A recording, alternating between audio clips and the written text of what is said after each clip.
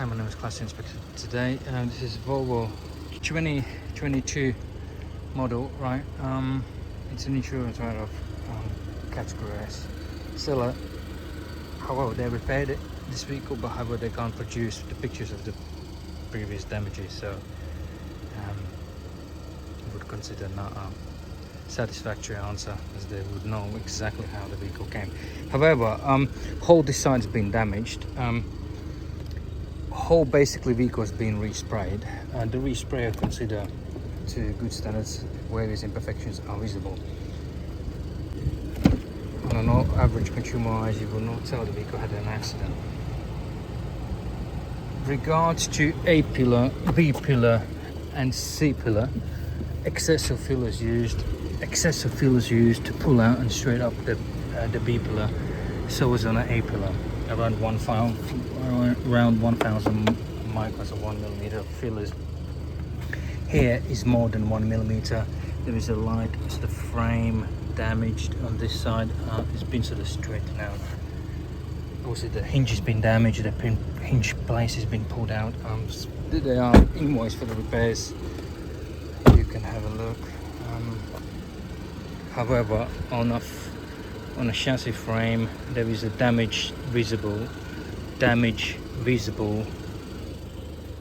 and on a rear suspension part, link arm is bent. This one here. So basically, what I see, it needs to go on a tracking to do the tracking on a vehicle.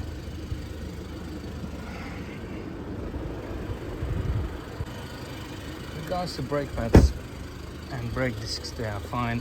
Regards to tires, it's got very deep cut. A few of them, not just the one, and the one here where it hit the curb. A few marks on alloy wheels as well. Not too deep, but it's there. A few marks on alloys. Like it is insurance write-off, considered substandard. Would never be repaired to manufacturer's or industry standards. Regards to interior, they're ripped leather seats on a backrest of the rear seat. Rear parcel shaft missing. All tires are 6. Gaps, there are a few gap issues, but considered really fair, you know. Basically, when he was running the 12-volt system, charging issue came up.